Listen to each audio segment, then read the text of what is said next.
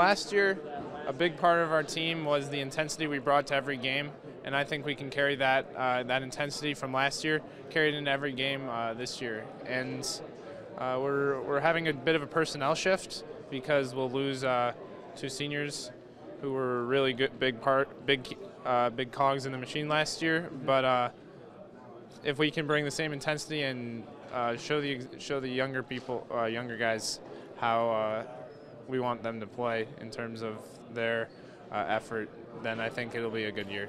What do you see as being the priority for Canterbury when you guys start practice on Monday? Just starting to gel.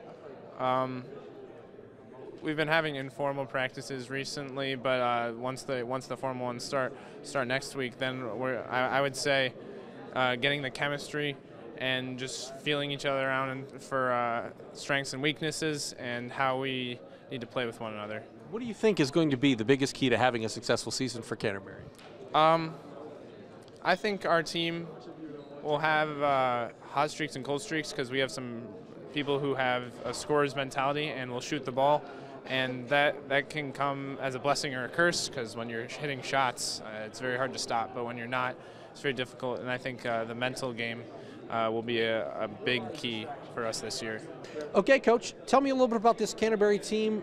What is kind of the makeup? I know you lost a couple of big-time scorers to graduation, so what do you see as being the trademark of this team, and what's your outlook, I guess, for this upcoming season?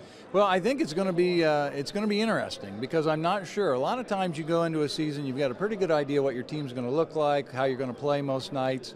This team, not so much. We've got some inexperienced guys who are talented, but they haven't really been thrown in the fire before. And then we've got some pretty experienced guys who understand what it's supposed to look like. And how we're able to blend those two things together is going to be important. But we've got some depth in the sense that we've got guys who can make plays. We've got guys who can hit corner shots. We've got guys who can defend. So, it's just a matter of each night kind of putting that puzzle together and seeing which best team we could put out there. Who are some of the names that are going to be filling in larger roles this year for the Cavs? Well, we start around Cam Kreiger. He's going to be our guy in a lot of different respects. He's our leading scorer, leading returning rebounder, leading assists, leading steals. And, a real stat stuffer, but an excellent defensive player. But we've also got Keegan McArdle, who's a senior, who's a terrific defender. He was the starting sweeper on our state championship soccer team. He knows that role, and he can really defend guys. Noah Wolf is a sophomore. He started most of the year last year at point guard. He's significantly better now. He's worked really hard in the offseason. His jumper looks good. His ball handling's good, and we really expect some big things from him. And then we'll just fill around him. We're, those guys that, tonight I'm knocking down shots, another night somebody else is knocking down shots. Or, tonight we need to be a little more focused defensively on a particular player, so you're going to play more minutes.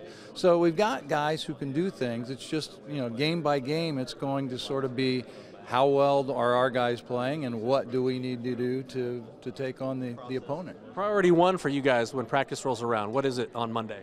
Communication, organization. We've got to make sure everybody understands his role, understands what it's going to take to be successful, understand what it means to play outside of your comfort zone, and do the things that you're asked to do. So we're going to be really clear right from the start, from a communication standpoint and an organization standpoint, what you need to do to help our team win. I appreciate it, Coach.